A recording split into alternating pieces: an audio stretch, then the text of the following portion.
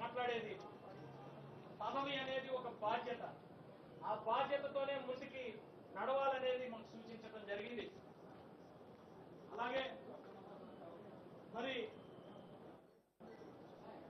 Steel plant విషయం కూడా, steel plant విషయాన్ని నార్మల్ గా మర్చిపోతాం మనం.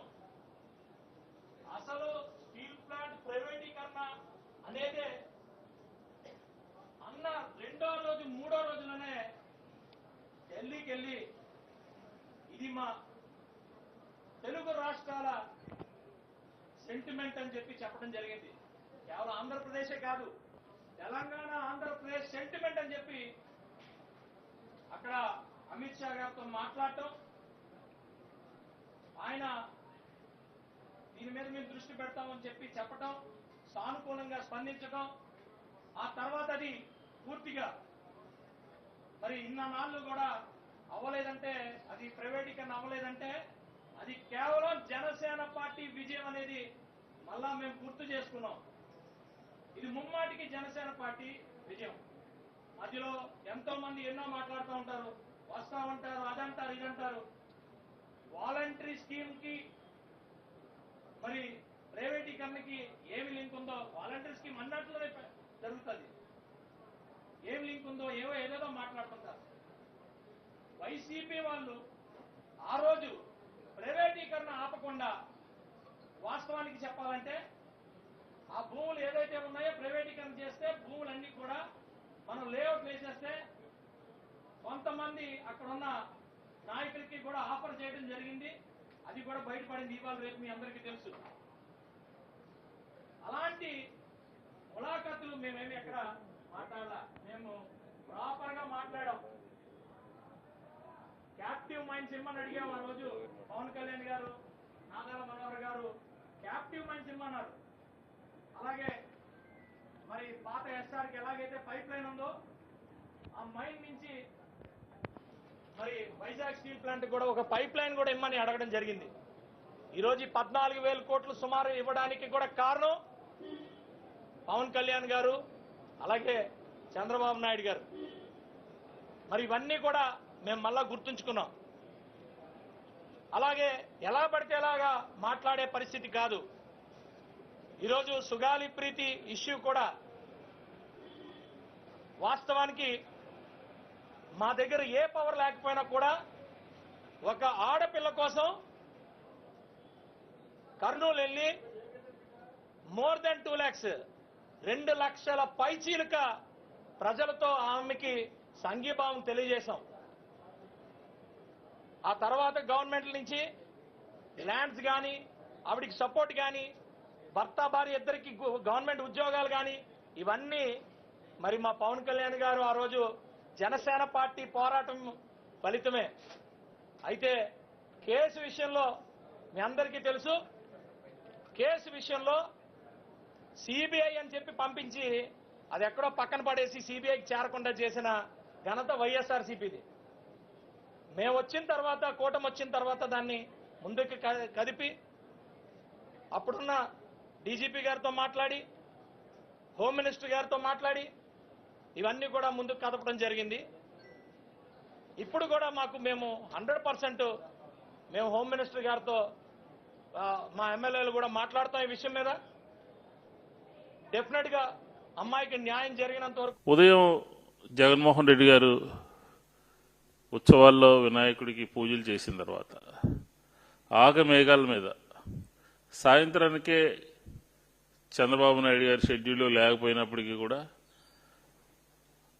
భవానీపురంలో ఉన్నటువంటి లేబర్ కాలనీలోకి వినాయకుడికి సంబంధించినటువంటి కార్యక్రమంలో పాల్గొనడం జరిగింది. ఆయన ఆ కార్యక్రమంలో పాల్గొనడంలో మాకు ఎటువంటి అభ్యంతరం లేదు. కానీ దేవుడు సాక్షిగా ఆయన మాట్లాడినటువంటి, చేసినటువంటి వ్యాఖ్యలపైనే మా అభ్యంతరం కూడా ఉంది. కానీ ఈ సందర్భంలో మేము అడుగుతాను, ఎందుకు మీరు అంత హడావుడిగా భయంగా అప్పటికప్పుడు వెళ్లాల్సి వచ్చిందో కూడా సమాధానం చెప్పాల్సినటువంటి అవసరం ఉంది.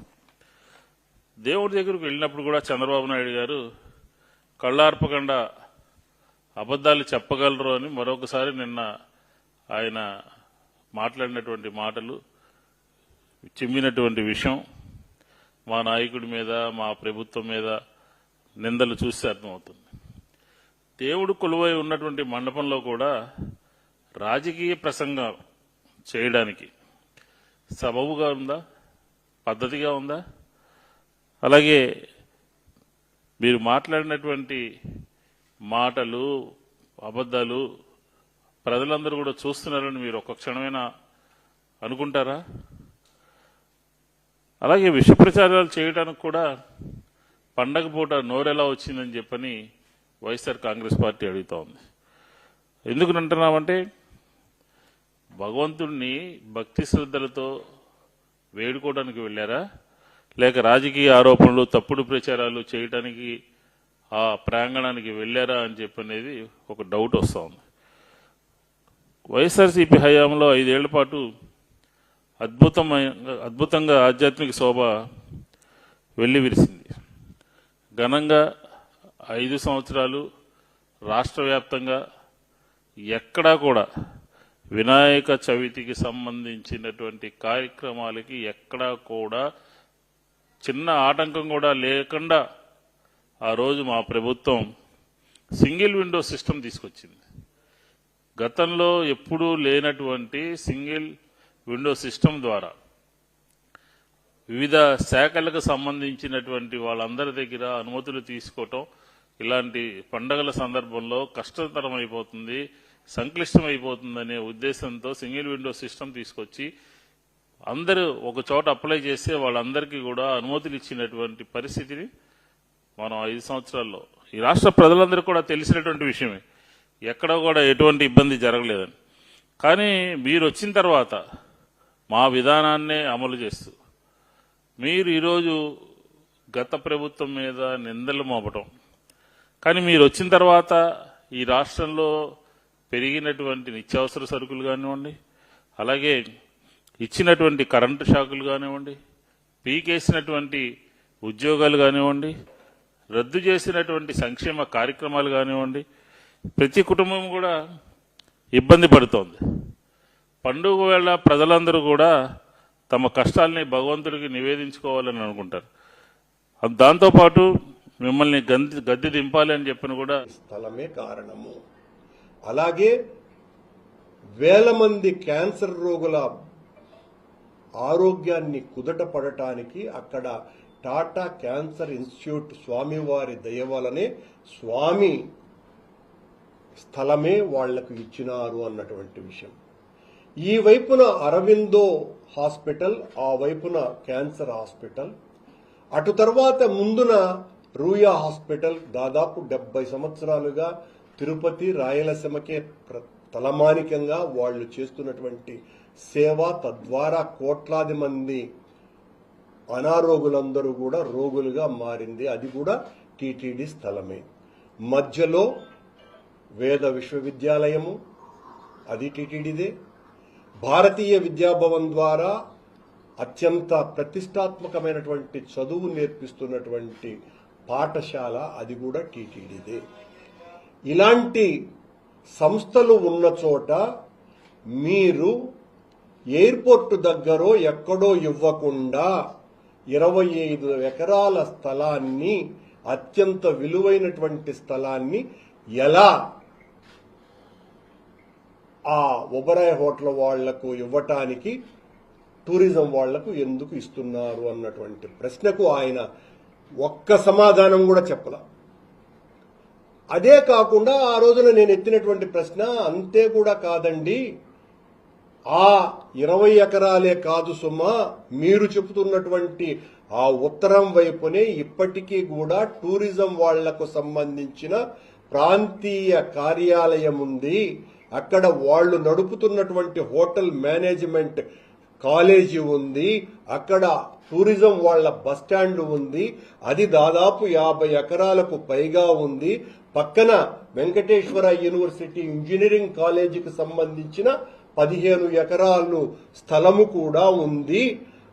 మీరు దాన్ని కూడా వెంకటేశ్వర స్వామి టీటీడీ తీసుకోవాల్సిన అవసరం ఉంది కదా అన్నటువంటి ప్రశ్నకు ఒక్క సమాధానం కూడా ఇవ్వకుండా ఆయన మాట్లాడినటువంటి మాటలు, ఆ దూషణ భూషణ పర్వాలు ఒక టీటీడీ అధ్యక్షుడిగా ఉండి ఆయన మాట్లాడినటువంటి మాటలన్నీ కూడా తీవ్రమైన అభ్యంతరకరమైన పదాలు.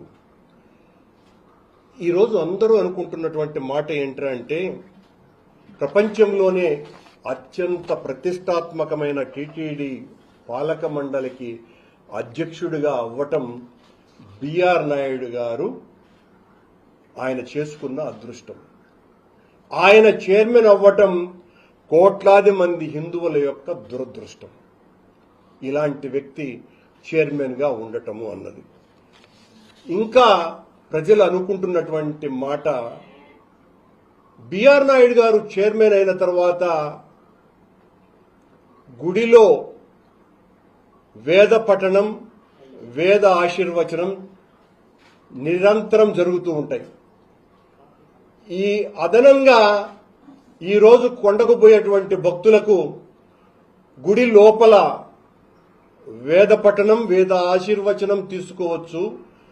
గుడి బయట టీటీడీ పాలక మండలి అధ్యక్షుడి యొక్క బూతు పంచాంగం కూడా వినవచ్చు. అది బోనస్ వచ్చేటువంటి భక్తులకు అనని అందరూ కూడా అనుకుంటున్నటువంటి విషయం. బిఆర్ నాయుడు గారు ఈ చిల్లర చౌకబారు తనం వల్లనే తిరుమల యొక్క పవిత్రత వివాదాస్పదమవుతున్నది. ఆయన ఎంతసేపు